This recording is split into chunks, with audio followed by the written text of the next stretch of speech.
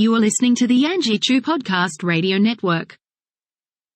I'm not sponsored, but gray matter, blue light glasses are really stylish and nice, and I like them. So buy them. Gray matter, sponsor me. Hello, everyone, and welcome back to the Bananas Toast Podcast, where we are recapping the Challenge Season 37, America's fifth favorite sport. And without further ado, it is! Like, even ESPN is covering this now. Oh, God. Without further ado, I'm one half of this podcast, the Angie 2. And I'm the other half, everyone's favorite father figure, weird uncle, completely shook that truly this is turning into America's fifth favorite sport. The pancake eating, black truck driving, dog watching, happy to have an iPhone that's blue, Papa D. I am so excited for this season. Not only was, I think that was one of the best debut episodes in Challenge history. And according to people I saw that are really harsh on this show on social media, they agree. But also, like, knock on all the wood, I'm healthy for once. Like, first season we did was season 35. And I started the season, a pandemic had just started. I canceled my wedding. And I was in like a bitter feud with my former best friend. And then halfway through it, I got pregnant. And I had to record trying not to puke for like the second half of the episodes. And then season 36, I felt pretty good, but we had to take like a month off because I had a baby. And so now I'm like, my friends are good. My family's good. I'm back to working out every day. Like, I have energy. Congratulations. I am very happy. Nothing's changed for me for the most part. I'm staying in my house for the most part by myself, thanks to my roommate's decisions in his personal life. But yes, otherwise, nothing for the most part's changed with me, y'all. Still unhealthy, still fat, still black, still, I'm desperately looking for a place to get a haircut that doesn't have an hour-long wait. And it is a challenge. Oh, I got you. I'll give you my stylist information. Good God, I just need a head shave and honestly a face shave too, and it's rough. I go to Great Clips and Sport Clips. All of them either got to wait or have been shut down. It is a lot. I'm actually putting you in a chat with her like right now because otherwise I'm gonna forget by the end of this podcast. So for anyone who's watching for the first time, I want to do just like very brief intros on us because we have a lot to cover today. So I've been watching the show for 18 years. I was 13 and I found Real World San Diego. Immediately found Road Rules Extreme and wanted to see what Jody and Derek were up to next and found the challenge. I think it was Gauntlet 2, if I'm not mistaken, which was TJ's first season. It was something like that. And I've been a fan ever since. The name of the podcast, I chose it because I went from being completely indifferent on Mr. John to hating Johnny Bananas because he was a prick. And over time, he won me over and I adore him. I'm rocking his merch currently. And for the longest time, I only had internet friends that I knew if who watched the challenge. And then I slowly started finding people who watched it, but they didn't want a podcast. And I wanted a podcast. And then we were at a wrestling party. I think it was for like Elimination Chamber for WWE. And I mentioned The Miz being on the challenge. And Papa D was like, is The Miz still on the challenge? And I'm like, wait, you know what the challenge is? And I dragged him into doing a podcast. And it's a year and a half later. But I am very pro reality TV. I wanted to be on the show forever. I still do, but now I have a 5-month-old and a messed up rotator cuff, so I probably will never be on it. And my goal is one day my son will be competing with little Johnny Bananas Jr. And Papa D hates every time I say that. Papa D, tell us about yourself. I've been watching the challenge for a long time, probably since I was a teenager. I took like a probably a 10-season break, or at least a 5 to 8 season just straight up break, because it just got very repetitive. The same people kept coming back, which I get that, but also every season it was the same thing. You had veterans coming in the game, basically running shit. You had Wes being a master politician. You had Kara being this fiery, in the S&M, let's fuck in front of cameras so they don't put it on TV like they like when she was with Abe and then cheating on Abe and all this shit. Literally, the Kara's most memorable thing for me is when she was with Abe and literally, um, while in the house, people were just going like they would just fuck in random places out in the open, and just they were like, and their justification was, yeah, it's because they won't put it on TV. They put it on TV when you're hiding in sheets and trying to find places to sneak off. But if you're just fucking in the balcony or on the balcony or in the living room, butt ass naked, they can't film it because it's porn. And so literally they broke the code. They found the way of just being like, fuck it. We're gonna fuck in the living room. Whoever sees us sees us. They get a free show. Don't join in without permission. But yeah, and I'm just like, what the hell? So I took a break. I literally took a break. I was like, forget it. I'm done. I'm tired of it. Tired of Wes. Tired of Wes and Bananas coming in, just ruling the house from two opposite sides, and everyone just has to pick a side and go from there. And it just got really boring. Then again, as Angie said, she stated she liked the challenge. I used to like the challenge at the time she talked to me, and then I was like, she was like, "Do you want to do a podcast?" And I'm like, "Yes," because the pandemic's real now, and frankly, I need something to do. And we've been doing this for over a year at this point. Where's the time go? And right? this got me back into the show somewhat. It also, I'm not gonna lie, it helped that the season I came back on is the season where they started doing the skull thing, where basically TJ said, "You can't go to my final without going into this elimination," which was such a breath of fresh air because that's literally what every vet did, especially when they packed the house full of nothing but rookies for the most part. They just literally, this gave every vet the excuse to just go in, win a challenge, and then the vets just had a true alliance, or just honestly a peace thing where it's like, we're going to get rid of every one of these rookies first. We're going to avoid a final. I'm sorry, we're going to avoid an elimination match, and then we're going to hopefully make it to a fucking final without ever having to see the inside of a crater, of a gulag, of a jail, like basically of an elimination match.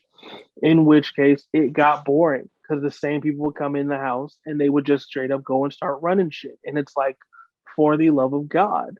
And then you'd wonder, why the hell are these people still here? Rookies have the numbers, but then the rookies never got it together and came together. They let petty shit come in their way, and they also let vets get in their way. Vets literally were around shepherding these rookies and being like, I've got these rookies on my side because they think or they believe or they know I'll take them to a final if they just fall in line. They are not my enemy. They're pawns, but they're pawns I can use, and I'll get rid of them as necessary, but only when they are no use to me anymore. And one of these pawns will probably make it to a final with me, and that's fine because the pawns haven't ran a final before, so they don't know how to check themselves, how to pace themselves, they're not mentally ready for it because no one is. There are Marines and military personnel throughout the world, hell, Navy SEALs, that I promise you, they look at these finals, they look at them and they're like, this is not going to be a good day. Like, it's not one of those things where they look at it and be like, I've done that blindfolded with a dude on my back, a full rucksack, in all camo. And you know what? I've done it twice in a day by myself, bare feet, uphill, both ways, in the snow, in the rain. It rained for 6 months. Just all that crap. There's very few, if any, veterans who actually are worth the shit who look at this and be like, yeah, that's a hard fucking day. I guarantee there are true military veterans who look at final days of the challenge and are just like, wow, that was my last day of training boot camp. And it was the hardest day of my fucking life. And they're like, yeah, I mean, all respect, it is what it is. They're not going as hard as us because, I mean, I get money's on the line, but that's money. This was my military dream. But at the end of the day, it's just one of those things where Angie got me back into the show. I enjoyed it. I still enjoy it.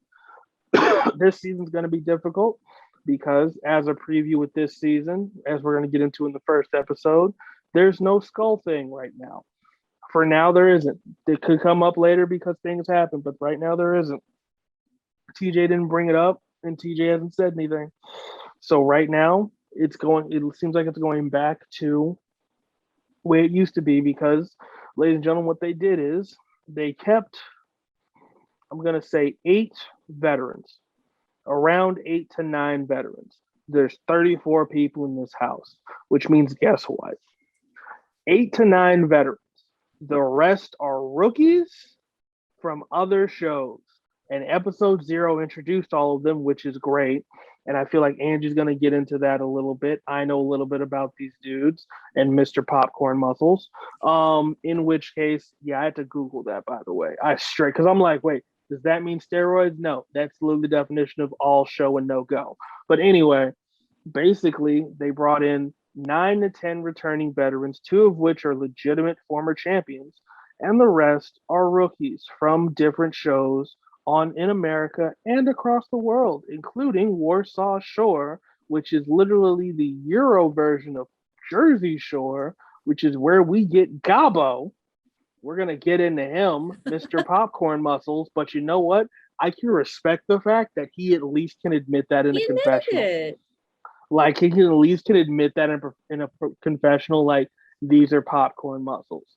Which case, just so we're clear, all show and no go doesn't mean he's weak. It just means he doesn't know how to use it.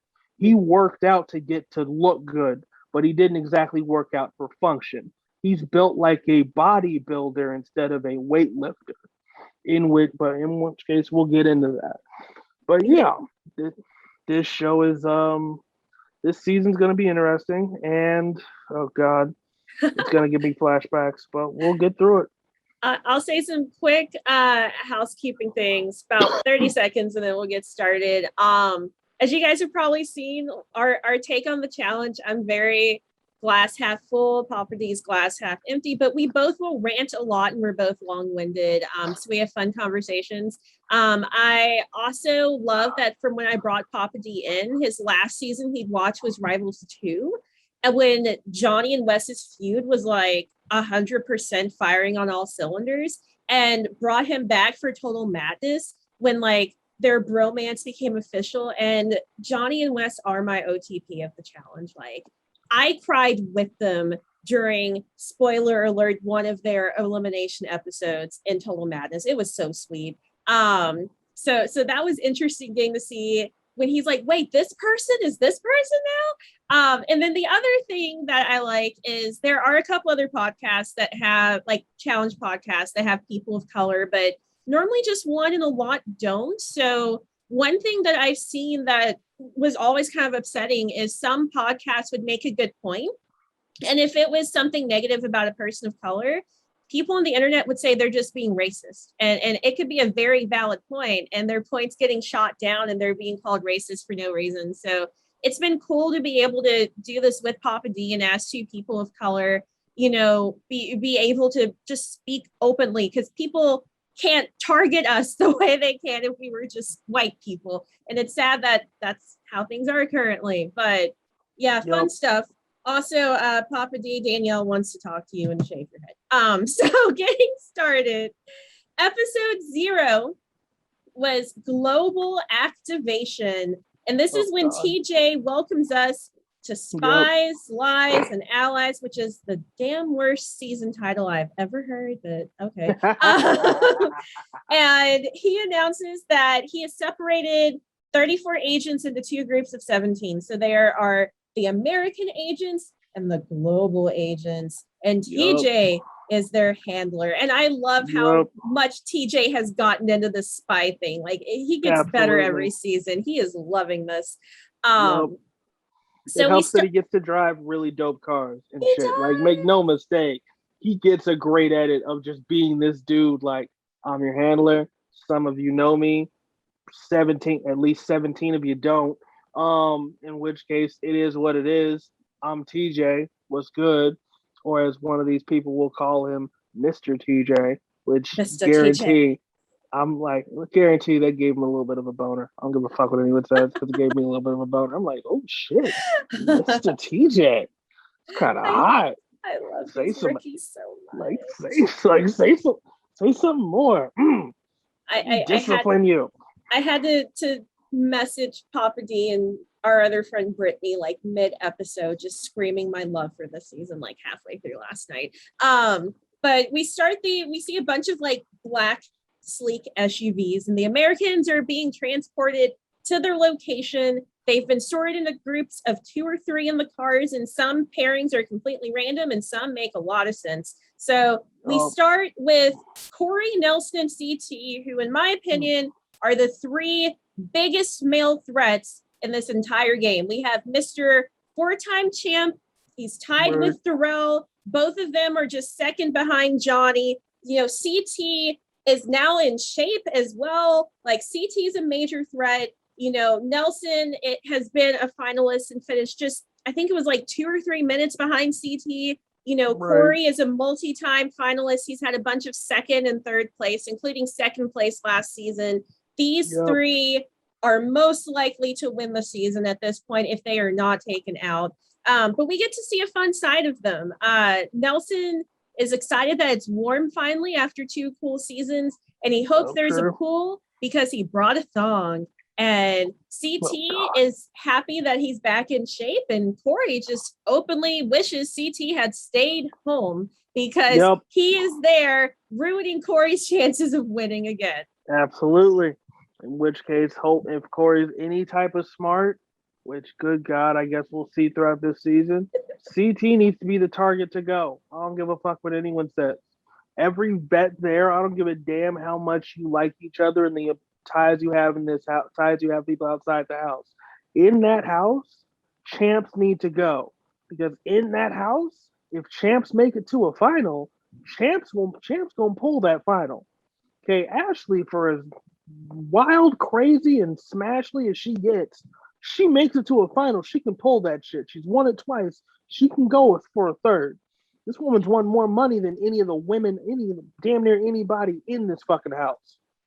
Ashley's notoriously bad at dailies and eliminations, but if she gets to a final, she's gonna win. Like that's how Ashley works. Like you have to get her out. If you don't, you're screwed on the female side. And the thing is, it's easy to get her out most of the time. Like, wait till she blows up, which she already did episode 1, throw her in, and she does not have a good win record in eliminations. And speaking of Ashley, the next car is her and Amanda, who's back. I'm so excited. And they've got rookie Corey Lay, who's one of my new favorite rookies. I enjoy like literally all of these new rookies, but he's one of my favorites that they've brought in. And I'd never heard of him until this episode aired. Understandable. But they bring him into 12 dates of Christmas. I think it was on HBO Max or something. Like, I've never even heard of that damn show. But yet suddenly that they brought him in. So what a... It's some show. I heard it's like gay men and Christmas. I don't even know. But Corey Lay is a longtime fan of this show. So he has actually studied it, which we see a lot of rookies don't know what they've walked into. And not just these rookies. We've seen this for season after season after season. Like, as big as Kyle is now, he walked into the first season he did not knowing what the show was about and just kind of lucked his way into a final. But, you know, he quickly bands together with Amanda and Ashley. They have him do the little devil horns. And I'm so excited for Amanda to be back. I despised her on her Are You the One season. I was okay with her, kind of, on Rivals 3. No, I hated her on Rivals 3. I was kind of okay with her on Invasion. And then she started growing on me. And I'm totally team Amanda for new seasons. I still hate her on rewatching her old seasons, but I love her new seasons. And I think she brings out the best of Ashley, because as chaotic as Amanda is, she's like a controlled chaos, and she can reel Ashley back in when needed sometimes. So that might be a good help for Ashley. We then see our U.S. Survivor Alliance. We've got Tommy, Michelle, and Michaela.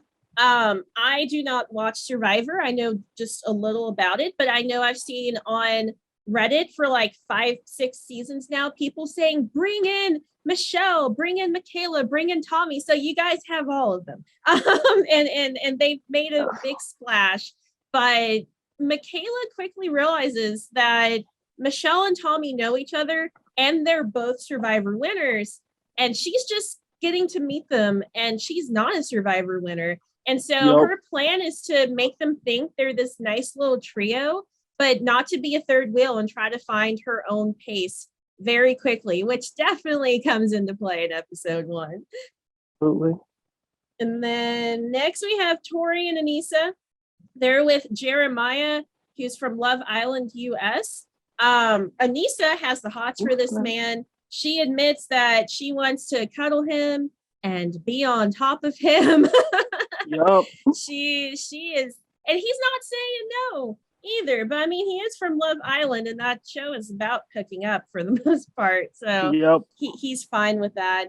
And then we have the shocking moment where Devin is in a car with Josh and with Fessy. And at first, Devin looks worried, but then he admits that he has actually joined the Big Brother Alliance. And all 3 of them have decided to leave last season behind in Iceland because it worked out terribly for all of them. And what I have noticed is Josh has gotten fitter, and I didn't want to strangle him in either episode 0, episode 1. And Fessy's just wearing like a big fluffy coat, and it's supposed to be warm. So the whole time I'm staring at Fessy like, aren't you hot in that? Like, Fessy, take your layers off. Oh my God.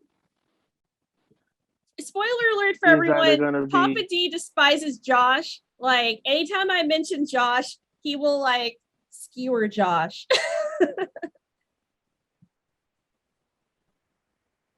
Completely true.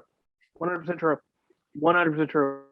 I cannot stand him. He is a show hoe. He a like show assaulter. Or like Wes, somebody who you know is going to get out of him and try and attach himself to them and basically to stay on longer. In which case, he will assault people, latch on to them. That man is a leech. I can't stand him. I can't stand anything. I kind of want him to bang on. Hi, stepbrother. Hi, stepsister. That's just from last season. And I'm just like, damn it, I'd watch that fucking tape if they like, if that leaked the internet, I'd watch it. I'm not gonna fucking lie to you. But yeah, but no. Then all 3 of them, you find out, are there together. You're just like, and I just love the joke because Devin was like, so I said Big Brother sucks, right? Yeah, we can leave that behind. But yeah, now Devin's part of the Big Brother Alliance, and it's just like, oh, fuck me. Because I'm like, bruh, no. Because I'm like, this ain't gonna work. They're one drunk night away from fighting each other. Straight up. Oh, yeah. Especially Devin, because Devin comes into these seasons knowing he's not winning $1 million.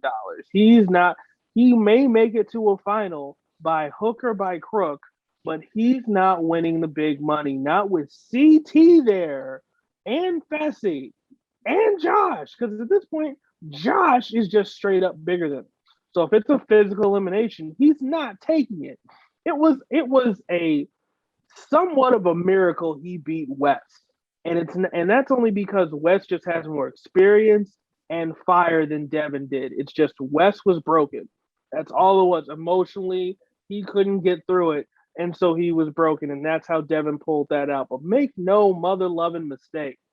Devin is just here to literally collect his appearance fee, stay here as long as possible, get the bonus, I'm sure that's in his contract, if you start a drunk fight without actually throwing a punch, we'll pay you an extra 10 grand per fight. And literally is just there to be like, I'm here to cause some issues. I'm here to talk shit. I'm here to run my mouth. I'm here to make you want to punch me in the face and send me home. Because probably why? Because I get a bonus if somebody legitimately punches me in the face because I'm just talking out my ass. And I'm not saying anything racist, not saying anything sexist, not saying anything homophobic. But I will sit here while you are drunk and push every one of your buttons, say Big Brother sucks, and make security have to pull you off of me to make sure you don't kill me. And meanwhile, I will sit there, just look at you with a punchable face, ready for you Just to come. smashing ham against the glass. Damn right. Waiting for you to come and claim this, waiting for you to step up and come claim the ass whooping that I am writing a check for. And you know what? You never do because this game's important to you. And because everybody's learned throughout the seasons, it's not worth swinging on somebody to get sent the fuck home. CT's learned this tremendously. As if for anybody out there who feels the need to go back and watch this, trust me, CT's learned this tremendously and multiple times. But yes, I mean, and we'll, all we'll I'm have thinking to about, see what happens with it. But I mean, I feel like the crumbling of the vet truce is going to be the Big Brother Alliance. But in every trailer they've released, we see Josh and Fessy going at it, and Josh throws, which is his trademark, he throws a drink at Fessy's head, but they're like squabbling. So I'm like, are they about to get kicked off? They might not. They might. Like, we got to see what breaks these boys down, and if Devin instigated it yet again, and then they just started going at each other. But no, Devin's in the same boat as Amanda and Nelson. They're all from Are You the One season 3, which is my favorite Are You the One season, but they were 3 of my least favorite on that season.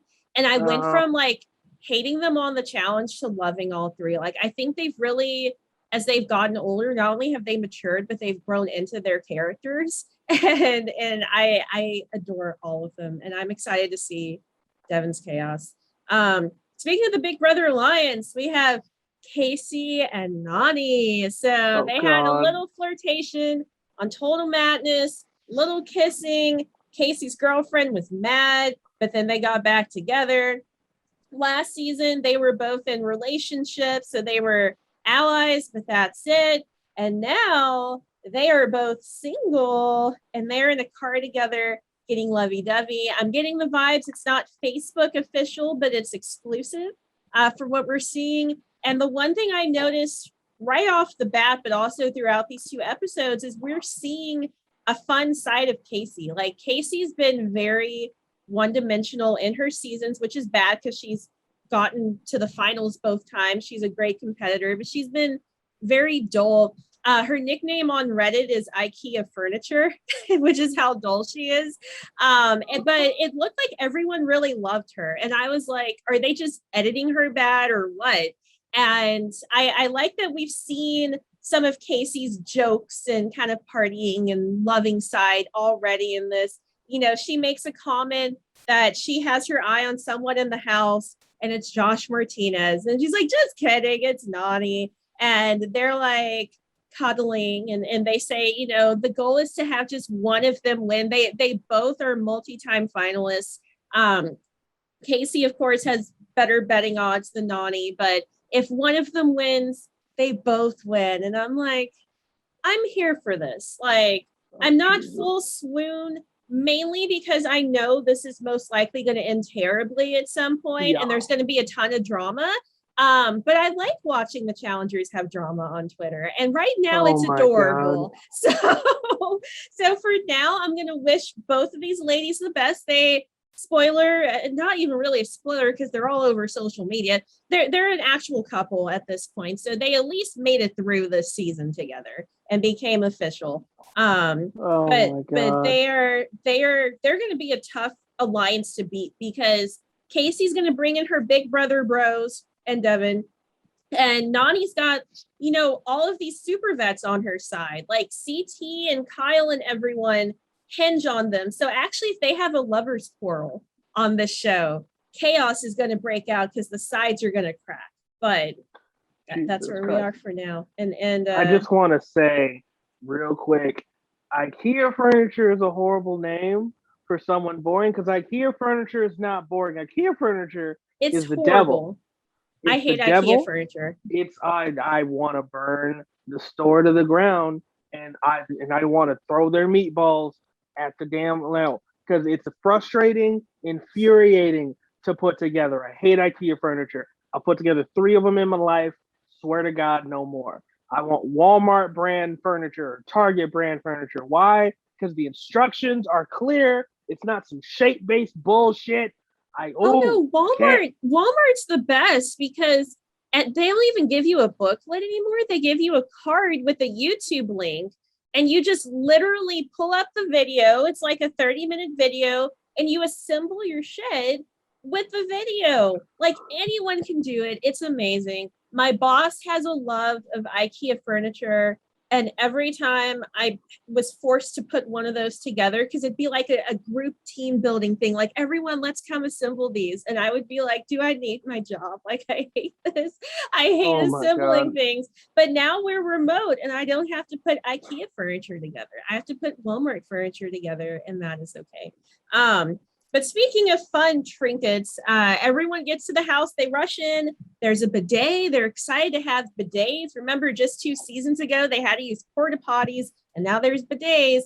And it looks like the alcohol restrictions are lighter because the first thing we see is CT grabbing wine, and CT is one of the main people who's had an alcohol restriction on him. So they're letting these people get drunk this season. It's warm. And they're drinking, and they got all these crazy Europeans about to come in. Ashley and Amanda, who've always been known for being really smart, immediately realized there's way too many beds, and they're like, something weird's going on. And then Corey Lay is like, where are the European vets? Like where are Kyle and Big T and Nom? Like they're not here. Because remember, these people had to quarantine before the season started. So they know there's other people. And they're just not there. And it's weird. So they all go outside. They're drinking wine. They're chatting. And they're starting to strategize already. Ashley and Michelle are bonding over their anxieties. And they decide to work out together because they've both been slacking, through the pandemic with their workouts. And Ashley's just kind of bringing Michelle in to get info from her and gain fake trust, because Ashley has noticed how large not only the Big Brother alliance is, but now the huge Survivor alliance. And these are good Survivor people. And she knows how good Jay is. And these are some of Jay's friends. And Jay only made it, I think, halfway through Survivor. These are people who made it to the end and or won. So she's like, I need to get intel from Michelle, but also figure out how to get rid of them. And Michelle is being very smart by playing very dumb. Michelle knows that her strategy is very simple. I'm not about to go out here and pretend I know everything and give people a download. No, it's let me play dumb, let me seem weak. That way people underestimate me and forget about me. And then when the time comes, it's time to show them how much of a beast I really fucking am. In which case, she and Tommy, like I said, she and Tommy and technically Michaela, they basically plan on being together. Of course, Michaela has other plans and just wants to play nice. But for the most part, Survivor people already kind of know that they need to stick together because these vets are here and these vets will send them the fuck home the first chance they get. And so it is what it is. So then we have CT. He's talking with Corey Lay, and CT just breaks the ice on being back in shape. He's made lifestyle changes. He started working out. He's like, the dad bod's not fooling people anymore. People know I'm still good and I can still win a final. So I might as well get back in shape, which makes him more dangerous. Again, people, if you let this man make a final, the men's side is losing. Other than CT, you have to get him out unless he breaks a leg or something, which might not even stop him because Jordan broke a leg in the final and still won. So unless CT falls off a cliff, he can't make that final if you want to win. But they're talking about, the extra bids again and how more people are coming, but who's coming and when and where are they coming from? Meanwhile, Ashley and Amanda are discussing how smart the Survivor people are. And are they actually nice and they're just good players too? Or are they just putting on a facade and they're really not nice people? They're going to be cutthroat and they're just trying to butter them up. And I think it's more of the latter personally. Again, I haven't watched Survivor, but just seeing the first episode, they will backstab each other quickly. And as a result, Ashley and Amanda are like, Nani, we should ally instead of being on separate sides of the house. Right. Because there's going to be a lot of rookies, a lot of really good rookies. These aren't the weak rookies from last season where it's, Joseph with the mustard and Liv and the itty bitty committee. Like, these are good rookies. And they're Just like, so we're clear, the mustard thing was true. It was Okay, true. It was true. Like, make no mistake, he didn't prepare for this show, but the mustard thing was true. The mustard thing was smart. He was trying not to cramp. I don't blame him for that. He just wasn't ready for this show. I will say I feel bad because I know his name is Joseph, but Big T, his partner, couldn't remember his name and was calling him like Jacob and Jonah and all kinds of stuff. And a lot of challenge podcasts, because I record our podcast Thursday evenings, and then starting Friday, I'll listen to some of my other favorites because I don't want to subconsciously like steal content from other podcasts. But a lot of them can't remember his name, and they'll be dead serious, but be like, and Joey, and I'm like, who is Joey? Oh, like this poor man. Other people can't remember his name. And that's not an insult to any other challenge podcaster. It's just Joseph, bruh. If you have a chance to ever get back on the show, train and make a name for yourself because people can't even remember your name. Very true. But back to this. Yeah, they decide, they need to pair up with other vets and have, alumni going for the win this season. And we also hear from Amanda how being a nurse during the pandemic with a sick dad and also a new baby has really fueled her fire to win. She's not just here to drink and party, like she's here to get money for her family and a break from all the COVID crap. So true. Meanwhile, we have Corey Lay talking to Tori, and I already liked him from like his interactions with the car, but this really resonated with me where he told Tori he's here to represent gay Black men because he came out at 14 and his dad said, it doesn't matter to me as long as you're a good person, like that's what matters. And so he wants to be a representative for the Black queer community. And, as a straight woman, that still resonates with me because I'm in my suburban Louisville, Kentucky bubble. I admit it, like my little private school brat childhood. But like where we live, Papa D and I, we have a very liberal city. Like LGBT stuff is everywhere. Most people are cool with it. If you're not cool with it, like you're immediately the bad guy. And so for me, like even with friends, a lot of people don't come out. They're just like, oh, here's my partner, and everyone's chill about it. And usually when I see the opposition, a lot of times it's unfortunately from the Black communities, especially if it's a Black male. For some reason, there's still that stigma of you can't be gay, especially if you're a guy.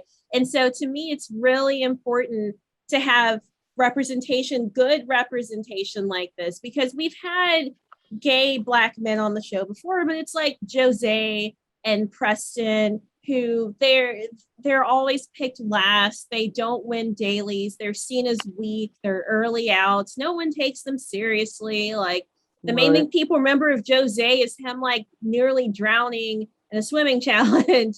And they're almost kind of mockeries, which is unfortunate. But here's this big, buff, strong, powerful guy that has a chance to make it far in the game. And I'm like, that's the representation we need. So I'm completely team Corey. Like I said, he's one of my favorite new rookies. And then we get some tea. We get some tea confirmed because I love challenge tea. I live on the internet, and I was reporting all through 36 of the Tori Fessy rumors and pictures and stuff. Oh, and God. Tori just comes right out and was like, I'm here single for the first time. I just got out of a 3-year relationship and I fucked Fessy. And Corey Lay, of course, is a big fan of the show. So he was watching the rumors and he's taken it back. Like, he even says, whoa, that's true. and there's just a confessional where she admits that, the rumors are true. We've seen the pictures. She and Fessy went on vacation and her whole family was telling her it was a mistake, basically. And she realized it was and went home. And it seems like she feels like, I don't know a way to put it without knocking her down. I feel like she feels like she's better than Fessy. In a way that's not insulting to her or Fessy. And I feel like Fessy just doesn't want to talk about it. I think it was a fling that the internet and Tori's family ruined. Yeah, nobody wants to talk about their losses, especially when it's somebody like Fessy. Let's get that straight. Fessy, guy who's got, I guarantee, off his show has women going like, oh my God, Fessy's so hot and everything. Then he got Tori. He had Tori. He lost Tori. Like Tori, basically, and it's one of those things where I feel like you can tell the fact that she's willing to talk about it and he's not. This was one-sided. She had they had a fling. Tori was like, I'm not feeling it. Fessy was like, I get it, I understand. Still a little hurt, but I get it. It's 2021. I can't sit here and be this toxic man and just call you a bunch of shit. So it is what it is. And so they were in the Turks and Caicos. They did their little fling, and then after that, just moved forward. Tori was like, "Oh, I'm single again. That was a mistake. My family was right. Don't tell them that." And it's just like, yeah, because you don't want, and I told you so. I don't blame you. Nobody likes them, but at the same time, it's like, if you just would have listened to the damn people who care about you and just would have moved on with somebody else, you know what? But it is what it is. But yeah, we do find that out. And I'm just like, oh shit, those are rumors last season. Okay, so she just flat out admitted it. So I'm like, all right. So I'm assuming she ended it. I mean, I give her props for it because most people, not just from the challenge, they don't confirm rumors, and I give props to Tori for owning it. Like she said, the pictures are out there. It's a very circumstantial evidence thing, but a pretty solid case for it. Might as well just be open. And speaking of Fessy, Amanda and Nelson, who are like besties, they've always been besties. They chat because Fessy did Nelly T dirty last season. For anyone who missed it or doesn't remember, Fessy threw himself into the hole brawl against Nelson, who was supposed to be one of his brothers. And Nelson it was like a broken thumb or a dislocated thumb. And the only people who knew it were Fessy and Corey, because if you guys don't know this, injuries are extremely common on the challenge, but people don't want to go home. So they don't tell production. So a lot of these people by the end are like broken. And that's why when you see them coming back from the airport on Instagram, there's wheelchairs and crutches and casts and stuff. And you're like, what happened in the final? It's normally not the final. They were hiding these injuries the entire time. It's usually not like what happened with Casey, where it's very clear you blew out your knee. But, Fessy knew Nelson had this broken thumb, calls him into hall brawl. As soon as he gets him on the ground, it's just like pushing his knee and stuff like into Nelson's hand to mess it up more. Like it was dirty, and Fessy got his skull and he tried to play it off, but he hasn't really reached out to Nelson since they had a blow up at the reunion. Nelson confirms he's out for revenge. He believes in forgiveness, but it's not going to happen yet. It's not going to be an easy route for him because Nelson's such a loyal person that this betrayal hurts for him. Devin joins in. It's an Are You the 1-3 convo, and he's dogging on Fessy too.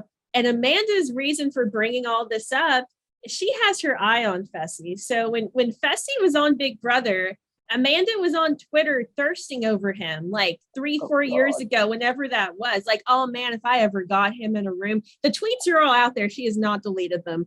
And now she's on a cast with him. So she was already eyeing Fessy and just seeing what her bros thought about it.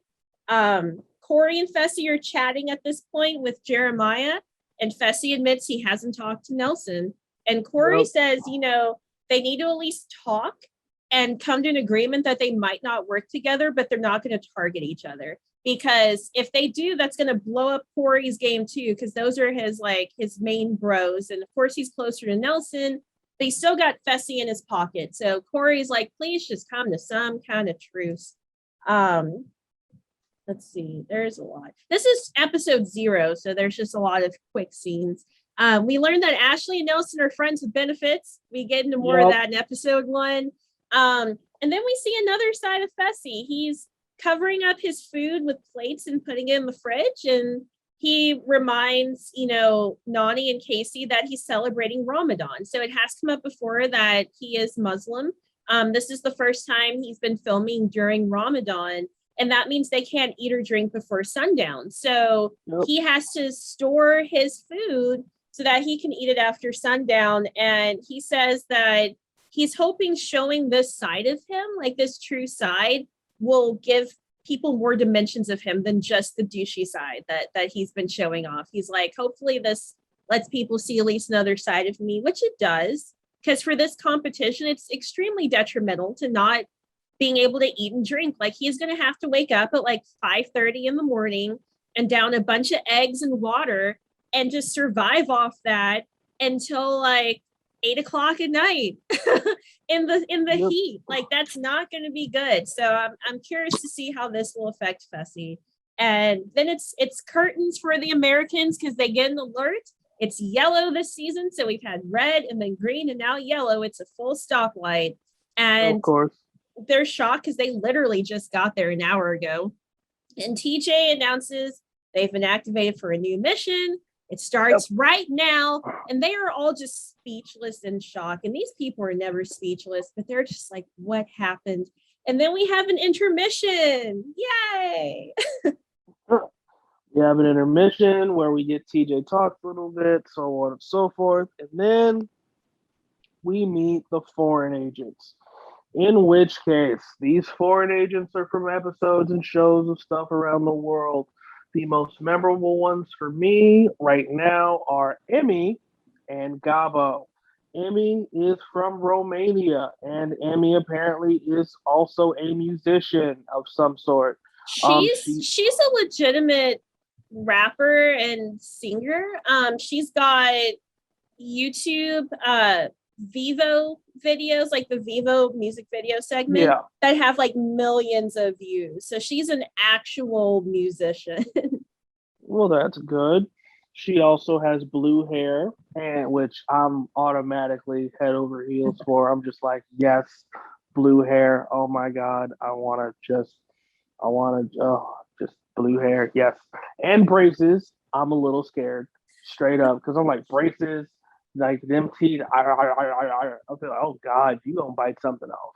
Like, you gonna, like, I don't want to stick any part of me near your face. I don't want to point at you because I'm afraid you're gonna bite it off from a distance. Like, good God.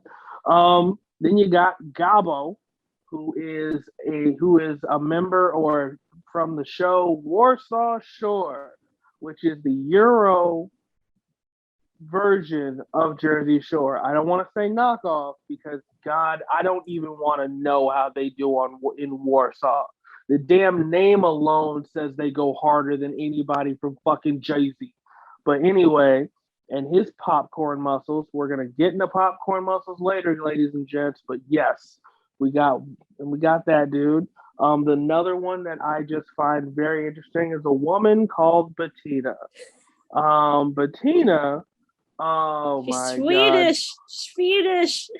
She's Swedish, and she has a laugh that will haunt your damn dreams and be a staple of this entire. Oh yes, Angie, that actually, like, literally. I've been trying to practice it, and I'm still not doing it justice.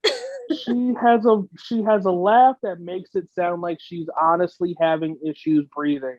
And it's just like she if I'm in a room with her and I hear that, I'm like, ma'am, are you okay? Like, can you breathe? She's like, yeah, it's my laugh. I'm like, oh, that's you laughing. Okay, we're okay. And then I'm gonna walk away because I have a derpy laugh that I'm kind of ashamed of my damn self. But anyway, like, I hear that, I'm just like, oh my God. This is the sound of this season. She has to make an impact for the laugh alone. That laugh has to become her signature that causes her to come back to this show just to rule ass and laugh while doing it. Yeah, I have to.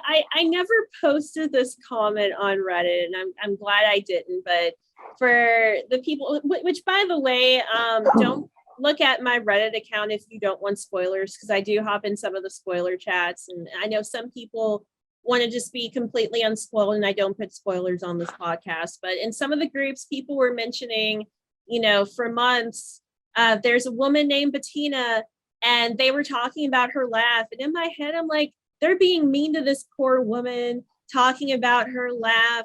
Like, I'm sure it's just a little weird, but it's okay. And then I heard it, and I'm like, I am sorry to everyone I almost messaged. Like, stop being mean, because like it's a thing. I like Bettina though. She seems funny.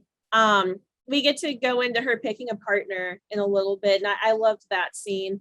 I a part of it's probably my like not so retired emo kid vibes. Like, for those of you watching the YouTube version of this, I still rock the dark eyeliner and the chipped polish and multiple pieces of jewelry like on a daily basis. And a part of that's liking vampires, and I adore our two Romanians, Emmy and Emmanuel. Like, from the time the cast was even just rumored, it wasn't even official.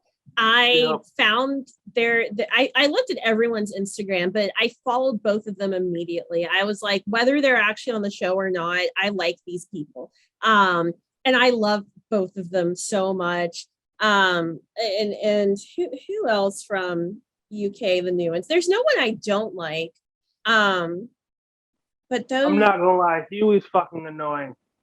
Huey, I didn't like. Artist. Huey I didn't like as much until we get into Ashley's meltdown, and then I liked Huey more. Huey, for those of you who don't know, he is from Ireland. I don't know what he did, what show he was on. He was Big Brother UK. He's a Big Brother. Of course he was. In which case, that makes complete sense now. But anyway, yeah, Huey is an Irish competitor, apparently from Big Brother UK. In which case, he used to be a professional boxer, or at least a trained boxer, and now he's a makeup artist. Things I learned from the show that I didn't know automatically looking at him. He's apparently gay, and it's just I didn't catch that, or better yet, I didn't assume it. It's one of those things where I heard his accent and I saw him, and I'm like, I mean, you could legitimately be straight or bi. I'm not like, I see you pulling chicks. I'm just gonna be honest. I see you pulling women. Like, you're a makeup artist. That's literally just to dull their senses and security.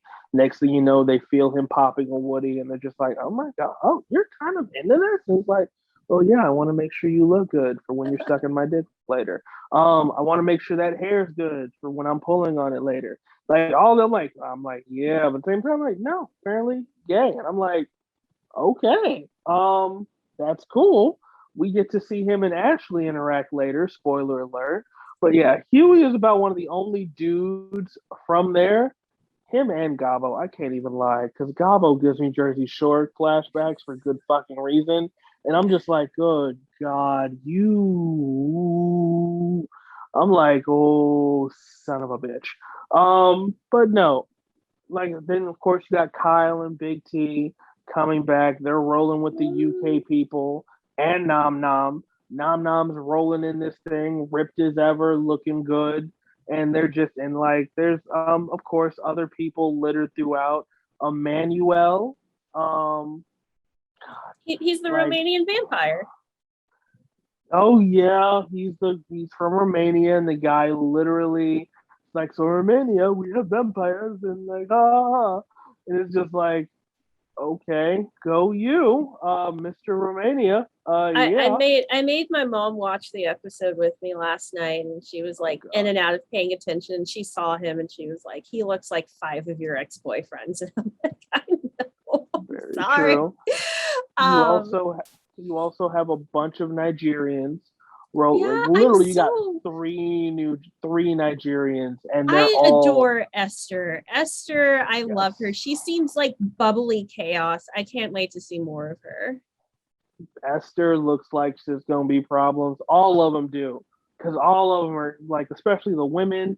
they're these glammed up ass people who are like, we gonna fuck everything up. We gonna run this bitch because we're Nigerian.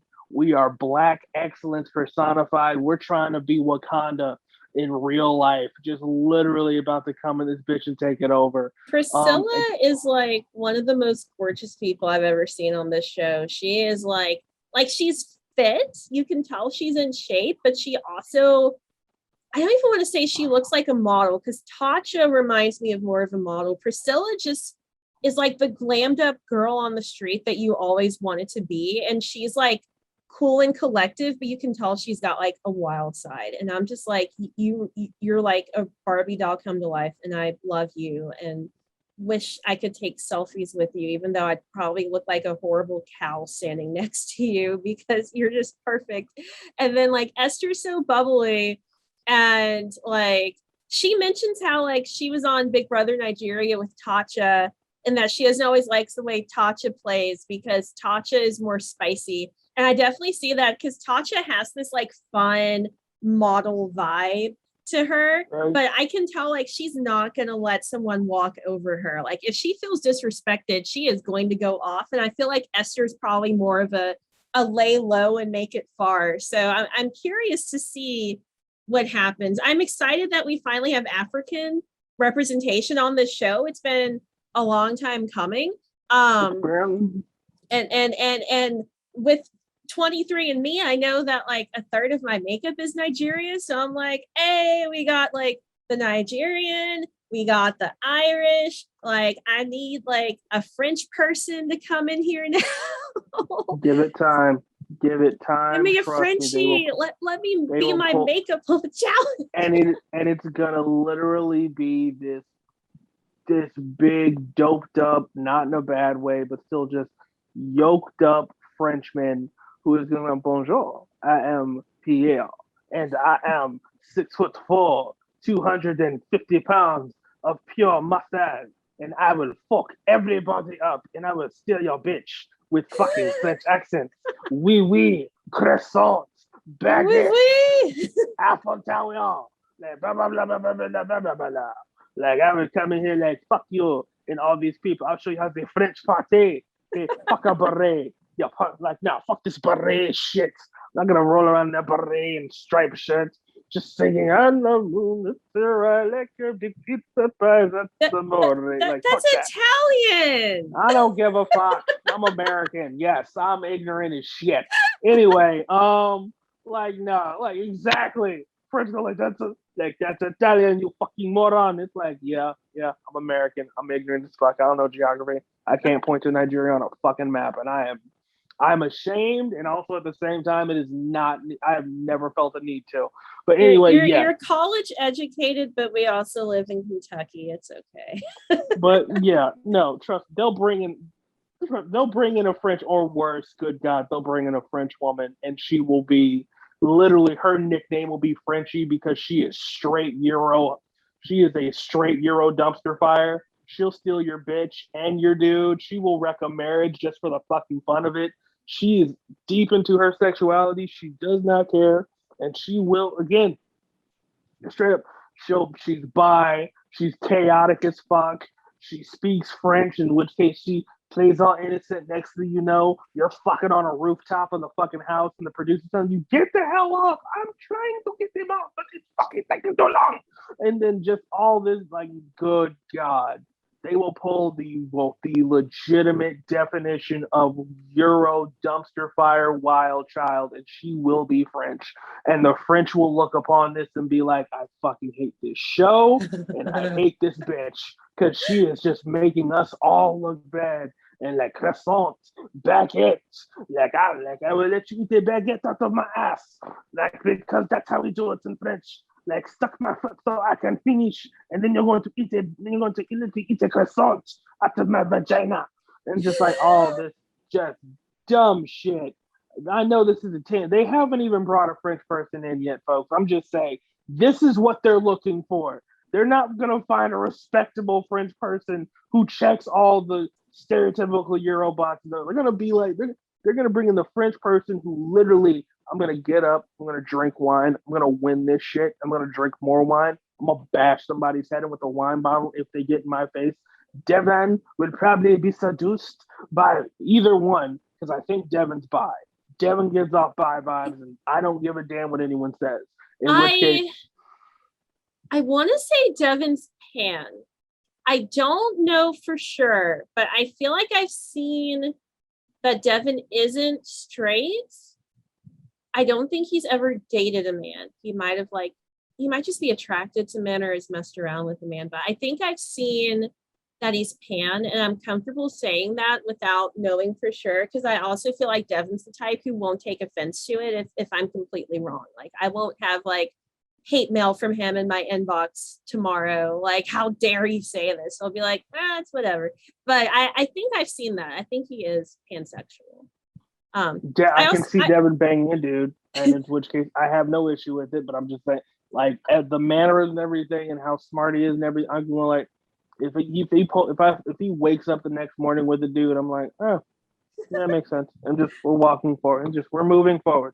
But yeah. I do want to thank you for your French rant, because my own vanity, which is probably because of me just like bragging on Priscilla for so long, I've been noticing that I hate when I switch to my notes. They're so bright and it just blinds my face in the camera view.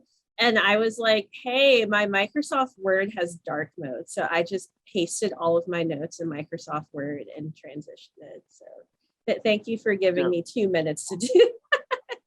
You're welcome. Yeah, they're going to bring in a French chaos. The French is going to be, no, it's not going to be this nice French person. It's going to be this chaotic French. I like to drink wine, baguettes, and fucking pastries. And I'm also going to steal your bitch. And that's for both sides. Like, man or woman, they're bringing in a bisexual fucking French person. And they are going to just literally, they're fucking everybody. Fuck your relationship at home. You're here now. Okay. Do you want this dick? Do you want this fake dick if I'm a woman? Do you want this real dick if I am a man? Give a fuck.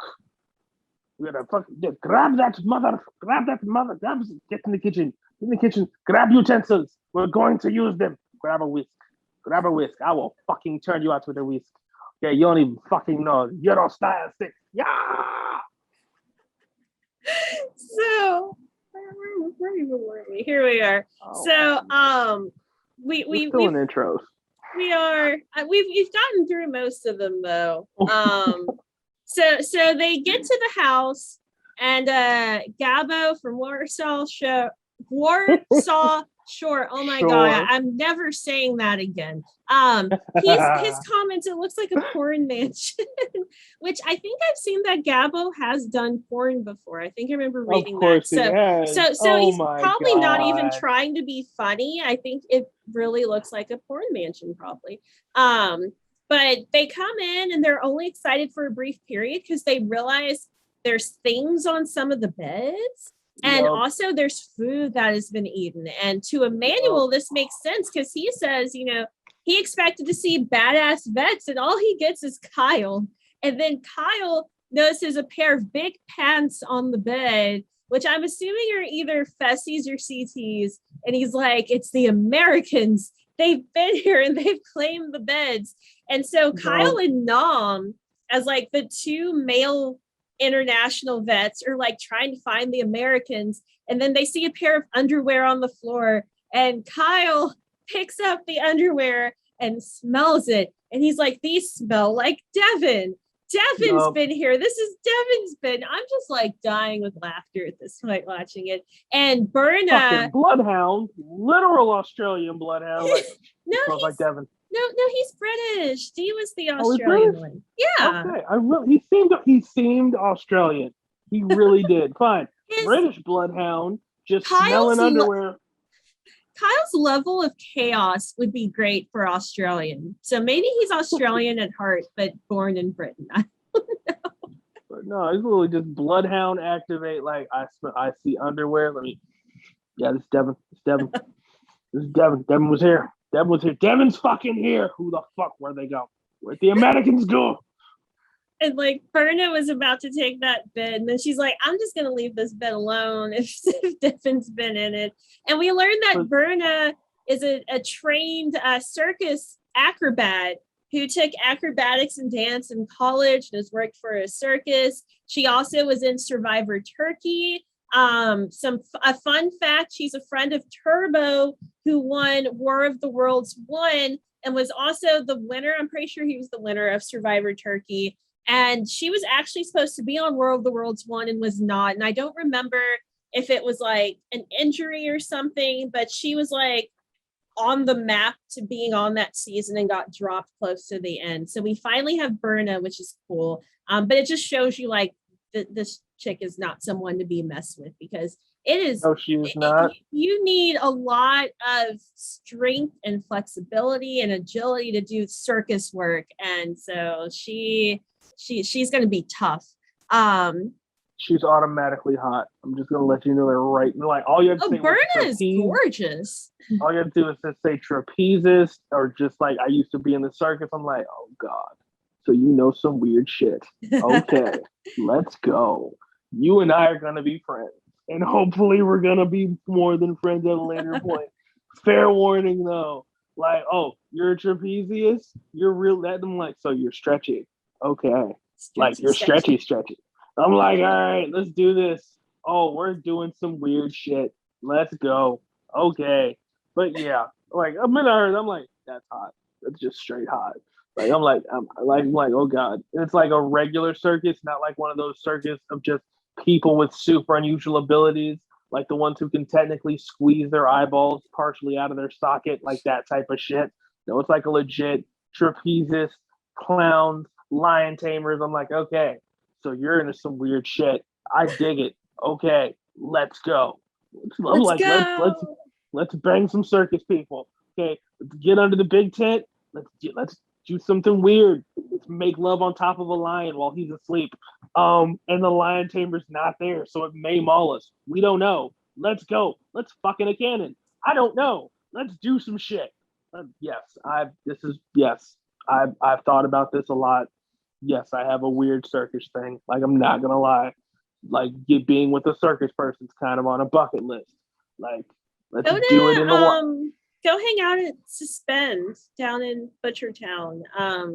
It's where I used to go for silks, because they have all the circus stuff. They've got silks, trapeze, lyra, which is like the hoops that are in the air. They have pole. They have rolla bola, which is where you're on like basically the seesaw, balancing and like juggling. They've got all kinds of stuff there. That's where Dom goes. I loved it. I went for like a year and I had to stop because of my rotator cuff. Fun fact, I did not injure myself there. A lot of people thought that, and I had to correct them. I injured myself with a suitcase in LA, and that's a story for another day. But circus stuff was cool. I just can't do it anymore because I've like permanently injured my dominant arm. And if you watch me on Instagram, you know that I keep re-injuring it like once a year, so it's done. I just lift weights now. But go find yourself a Berna. You're recently single. Go find a Berna. God, we'll see. We will see. I may have to text Dom, ask them like, hey, so this Suspend thing, what do you got to do? Like, what's up? They take everyone. There's like old men that just start there and they're like, I just want to get more flexible and like learn how to juggle or something. And you sign up for what classes you want and you go have yourself a good time. Okay. I may look into that. I have free time now. But moving forward, because I want to get this done before midnight. Jesus Christ. Double episodes. So Kyle takes them outside. And he does the bananas toast. He gives a toast to the World Alliance. And he also reveals he's about to be a dad, which I've been squealing over on social media for months. So Kyle and his longtime girlfriend are expecting a kid in September, I think. I'm pretty sure September. And so he's like, it's not only just me I have to think of anymore. It's me and the kid. So he really wants to win because this is life-changing money. Meanwhile, Nam is on edge. Nam is smartly on edge. And he's like, the rookies have no clue what they're in for. And he's on edge because he knows something big is about to happen and it's going to involve all of the Americans. Meanwhile, Big T is excited to, be even more of like a bigger vet this season. This is her 4th season. She's gotten better with each one. And she loves that she gets to politic and be sneaky. She's going to use probably the same routine she did last season, which is like the West playbook, where she, makes friends with all the rookies, but then she can politic and come out on top. And Emmy is already tired of the love and hugs, or huggies, as she calls it. And that just tickled me inside. The love and huggies. And she wants the drama to start because she knows it's going to happen anyway. So she's like, let's not have this night of, oh my God, hashtag hearts, hashtag besties, when you guys are about to start screaming at each other anyway. She just wants to go ahead and start the drama. We get Kyle yelling into the woods for CT to appear. And instead we get a TJ transmission. And it's so funny. Most of the rookies don't know who TJ is or why he's on their screen. God. That is so true. Galbo's calling him the strange man. And then TJ's mission is like, you have to extract your partners. And they don't know what that means. And so Kyle has to stand up and translate, like, we're going to go to bed. And in the morning, we're going to put on our uniforms.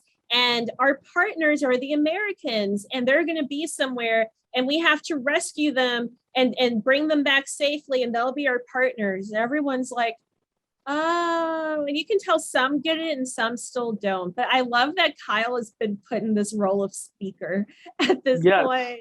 Kyle's the old man dad now because Kyle's one of the only dudes who's done this before. And Kyle is the most experienced when you look at all the European people.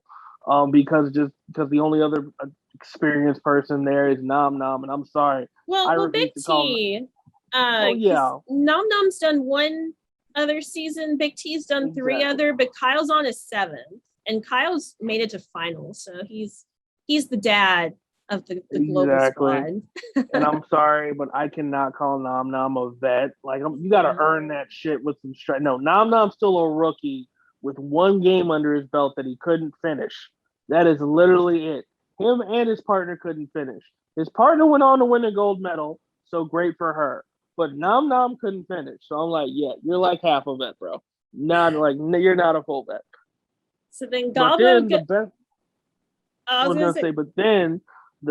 then while this transmission is happening and all of them are drawn over here, this big muscular white dude with tattoos on his arms, built like a motherfucking tank, and spiked gelled up hair, and a black shirt, headphones sent by the producers, just literally, and a face mask covering, like a face mask, just literally rolls in, doesn't say shit, just lays the briefcases on the table, walks out, never says a word. No one sees him, like a motherfucking spy. And then they discover these shit, they open them, and they're just like pictures. And then Nom Nom is like, yes, these are photos. These are the people we gotta rescue. So you have intel. This is intel because we're in a spy game, and they're not sending us in blind, unlike other spy agencies that will do that shit. I mean, if you look at the things, they didn't give over the top info. They gave very basic stats because they showed a close up of a few. So they give their picture, their name, their height, their weight, and like how many seasons they've done, how many finals they've done, and how many finals they've won. So it is a lot of info, but it's not like you can, for instance, see that Ashley's good, but Huey probably didn't know Ashley was going to pop off the way she did, because they don't say like, this is Smashley or this is Millionaire Mitchell. It's just, this is Ashley. She's a 2-time champ. So we get people looking at the things. Some people are already picking out who they want their partner to be. Like Berta wants CT, Kels wants Tori, Bettina wants Corey, but she'll also settle for Fessy and Tommy. And poor Huey is like, who should I get? And Kyle remembers last season where he kept getting stuck with Anissa. And so he tells Huey he should pick Anissa. Meanwhile, Nom is talking to Logan and they are friends. And Logan's like, who should I pick? And Nom also is like, you should pick Anissa. And I'm like, Kyle and Nom, you sneaky bastards. Like, I mean, like, Anissa's good at some things, but just not endurance. And so they're like, oh, okay. Yeah, she's been on a lot of seasons. She's a 2-time finalist. And they have no idea their homies are setting them up. We close the segment by hearing a bit from Renan, who is from X on the Beach Double Dutch, and his day job is as a sex counselor. And then we just basically get them going to bed and a preview of the season, and that ends episode 0. Yep. In which case, these European rookies are ready to murder some people. They're ready for chaos. Emmy's already standing apart from the group, and I'm just like, oh God, why? Why? It's like, Emmy's the type of chick I know if I did, I'd be like, I'm not doing anything, and she's just gonna feel the need to come and fuck my shit up, like just because we're dating and we love each other. At the same time, it's like, you're being boring. Oh my God, no. We're gonna. Oh no, I spilled something. Let me clean it up with no shirt on. No, don't look at me. We're not having sex. I'm just cleaning this up and giving you a boner to tease you, and then we're going to do something maybe later. It's like, I was just reading a book. I'm on here looking at TikToks, and you just feel the need to just straight up just come fuck with my shit. Like, that is who I think Emmy is ultimately. She is that, like, I like a little chaos in my life. Like, this is boring. And I'm just like, oh God, I can't with you. But yeah. So, I think at this point, because we went a good hour 10 on this, and we still have episode 1.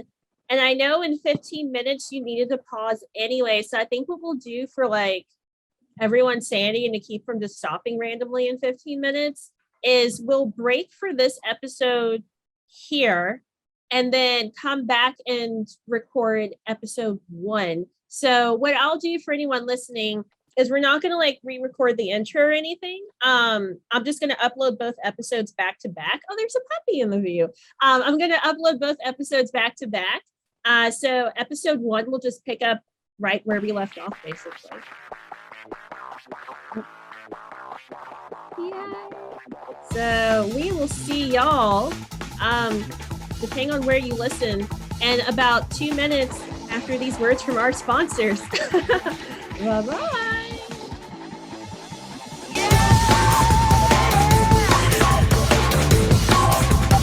You are listening to the Angie Chu Podcast Radio Network.